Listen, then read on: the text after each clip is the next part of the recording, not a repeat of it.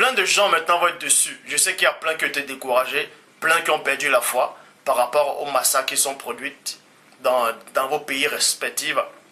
Plein de gens ont commencé à dire, mais je prie tous les jours.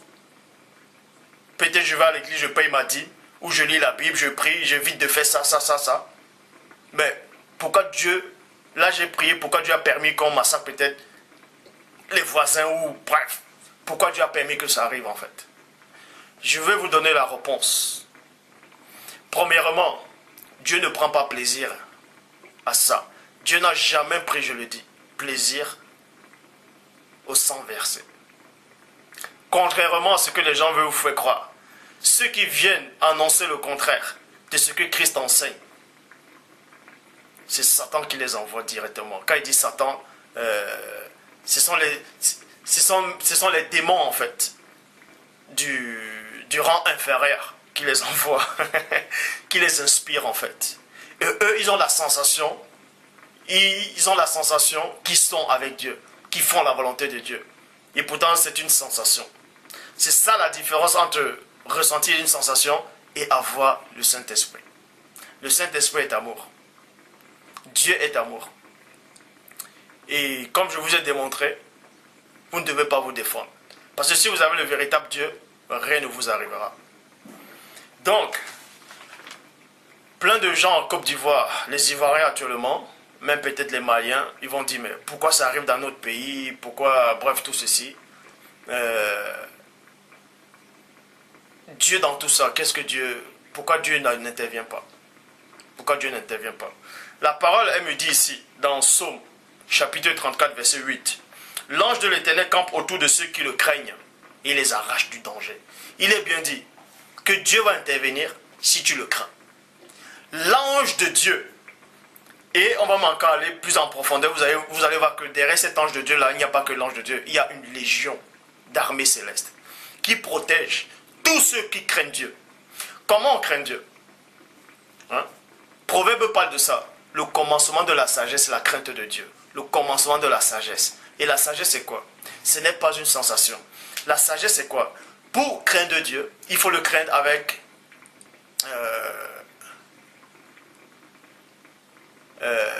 vérité. Parce qu'il a dit dans Jacques 2, 19, tu crois qu'il y a un seul Dieu, tu fais bien. Le démon le croit aussi, mais le démon tremble. Le démon craint Dieu. Mais est-ce que vous voyez les œuvres du démon? Ça ne suffit pas seulement de dire que vous craignez Dieu. Il faut craindre Dieu selon lui. C'est-à-dire, il faut craindre Dieu dans la connaissance de la vérité. Parce que le Christ dit dans Jean 8, 32, vous connaîtrez la vérité et la vérité vous affranchira. Parce que le Dieu qu'on vous a déjà enseigné depuis étant petit, là, vos dieux là de l'église, là, de Maman Kato, on vous dit Jésus, vous vous prosternez devant le nom de Jésus, vous dites qu'il était sur la croix. Et vous priez cet homme-là. Dieu dit qu'il est Dieu. Et il n'y a pas d'autre Dieu devant sa face. Donc si vous priez le Christ, si vous prosternez devant le Christ, vous êtes une abomination devant Dieu. Je le dis encore. Je dis bien, je le dis encore. Il n'y a que Dieu seul qui doit être révéré. Seul Dieu. Parce que quand vous lisez dans Apocalypse, chapitre 22, verset 8 à 9, il est dit quoi? C'est moi Jean qui ai vu. C'est moi Jean. C'est Jean qui parle. Il a vu toutes ces choses. Et dès qu'il a vu, il tombait au pied de l'ange qui lui a montré toutes ces choses pour l'adorer. Dans d'autres versions, il dit pour le rendre hommage. Dans d'autres versions, il s'est juste prosterné. Mais l'ange lui dit quoi dans le verset 9 d'Apocalypse 22? Garde-toi de le faire. Je suis ton compagnon de service et celui de tes frères et de tous ceux qui gardent la parole de cette prophétie. Adore Dieu. L'ange là lui dit d'adorer Dieu. Et c'était l'ange de qui? Vous pouvez voir dans le verset 16 d'Apocalypse 22 qui dit, c'est moi le premier-né qui ai envoyé mon ange pour vous attester ces choses. Donc, Christ vous montre, par l'intermédiaire de son ange, que Dieu seul doit être adoré. Dieu seul doit être prié. Seul Dieu. Seul Dieu. Mais Christ n'a jamais dit qu'il faut le prier.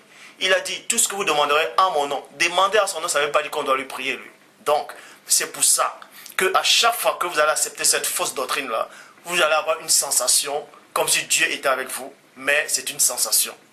C'est pour ça que vous allez toujours... vous allez être surpris quand peut-être il y a la guerre, on est en train de massacrer les gens autour de vous, on massacre peut-être, bref, Je sais que c'est sensible, ce sujet-là est vraiment très très sensible. Mais c'est pour vous dire en fait, à tous ceux qui me regardent actuellement, c'est que si vous connaissez le Dieu véritable, sincèrement, si vous le connaissez sincèrement, et que vous connaissez votre position, rien de mal ne vous arrivera. Même si le monde entier veut se liguer pour envoyer l'arme atomique dans votre pays, dans votre ville, ça n'arrivera pas. Parce que les anges vont bloquer tout ça dans les airs. Est-ce que vous comprenez? Je sais de quoi je parle. Je connais le monde spirituel dans toute sa facette. Je le dis, je connais le monde spirituel. Je sais de quoi je parle. Vous savez pourquoi il y a des guerres actuellement? C'est parce que ceux qui font cette guerre-là, c'est parce qu'ils ne connaissent pas Dieu. Et souvent, il y a plein de gens qui subissent même la guerre. Vous allez me dire, mais qu'est-ce qu'eux ils ont fait en fait? Même ceux qui subissent la guerre, je sais que ça va choquer plein d'entre vous actuellement, souvent, la plupart de ceux qui subissent les guerres aussi ne connaissent pas Dieu. Parce que la parole, elle est véridique ici. Dans Psaume 37, verset 7. Dans Psaume 34, verset 8. L'ange de l'Éternel campe autour de ceux qui le craignent et les arrache du danger. Ça veut dire dans un avion, s'il y a un seul enfant de Dieu dans l'avion et qui craint Dieu, c'est-à-dire il était affranchi d'abord du mensonge, il connaît maintenant la vérité l'a réellement affranchi. Si l'avion s'écrase, lui seul, il sera survivant. Il ne mourra pas. Est-ce que vous savez ça? Il ne pourra pas mourir. Même si, je le dis, même si l'avion explose, il y aura quand même des débris qui vont le protéger. Ça, c'est les mystères de Dieu. C'est parce que les gens n'ont pas la notion de Dieu, du Dieu véritable. Parce que Mama Kato et la plus mensongère des scripts dans Jérémie 8.8, on vous a déjà présenté un faux Dieu. On vous a présenté un humain, soi-disant. Un humain, vous dites que c'est Dieu. Et vous avez accepté ce Dieu-là, ce faux Dieu-là. Ce faux Dieu-là, dont vous adorez. Là.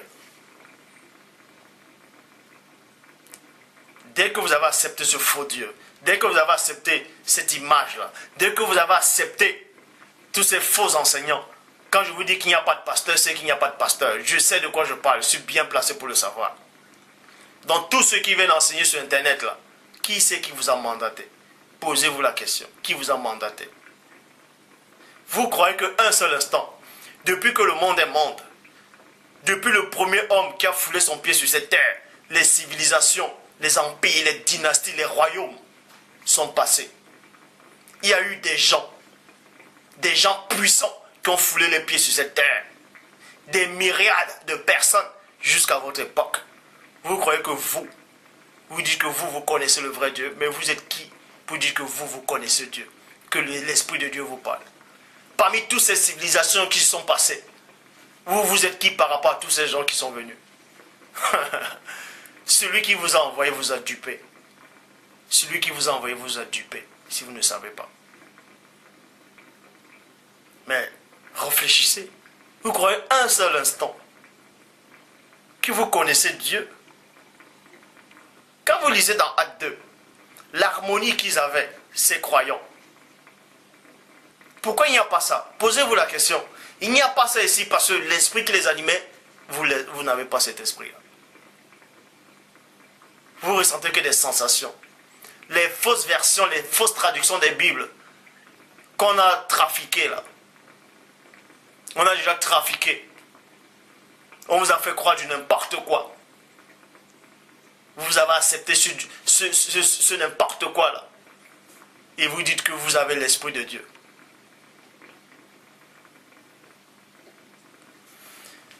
C'est pour vous dire, frères, sœurs, pères, mères, on sait tous ceux qui me regardent actuellement dans le monde. Ce que je vais dire à l'instant, ça va vous choquer. Mais je ne souhaite pas ainsi. Quand il y avait les deux camps, Tutsi et Tutsi, si ceux dont on a massacré, ils craignaient le Dieu véritable, les gens avec les machettes là, ils allaient tomber devant ces gens-là qui n'avaient pas d'âme. Ils allaient tomber sur le coup, ils allaient mourir.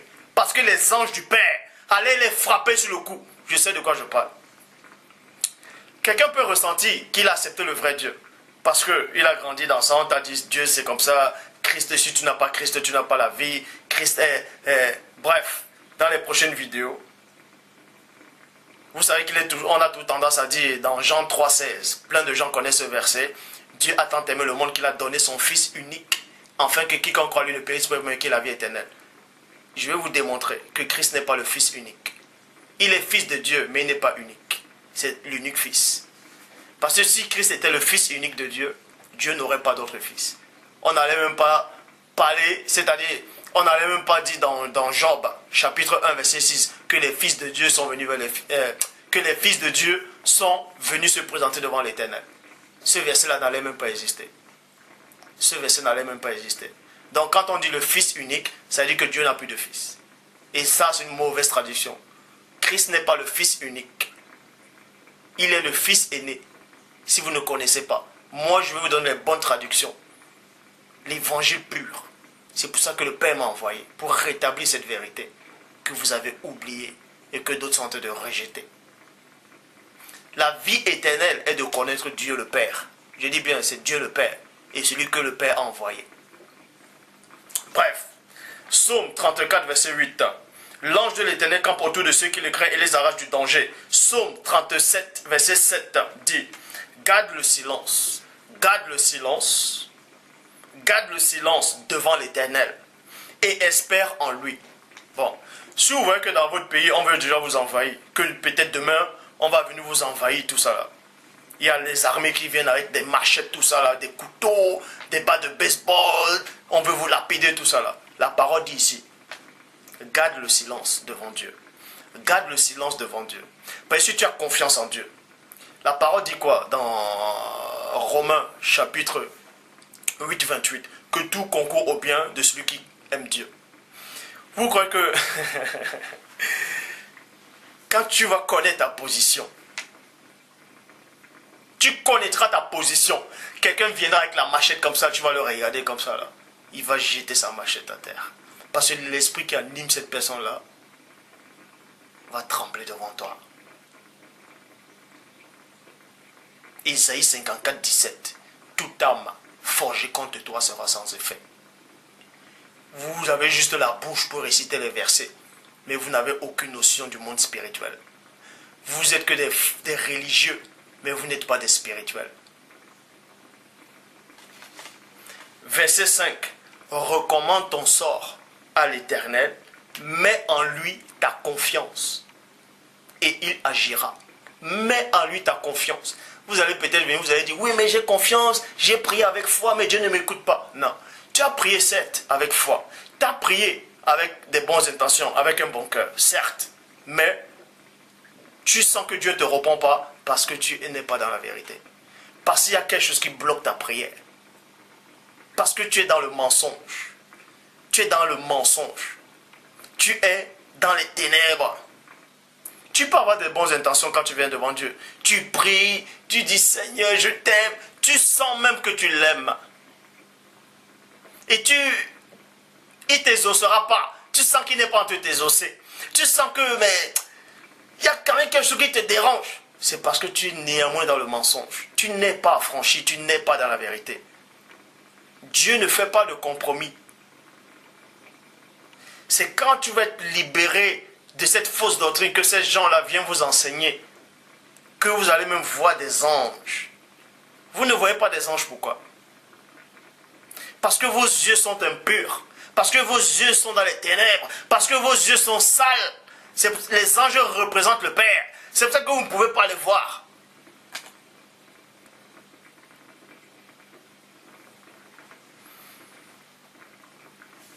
Donc pour ceux qui disent, ces fœtus-là, charnels, qui disent non, on peut faire la guerre, on peut se défendre. La parole dit ici de ne pas se défendre. C'est Dieu qui va vous défendre. Si vous connaissez votre Dieu, si vous connaissez votre Père, lui va vous défendre. Parce que si un cambrioleur vient chez toi et que tu as une machette chez toi, tu vas prendre la machette. Tu vas prendre la machette pourquoi? Parce que tu as confiance en cette machette-là. Parce que tu espères en cette machette-là. Mais pourquoi tu n'espères pas à Dieu comme achète machette? C'est parce que tu ne connais pas Dieu. C'est parce que tu crois le connaître mais tu ne le connais pas. Si tu le connaissais réellement, l'efficacité, si tu avais confiance en Dieu, si tu avais cette complicité avec Dieu,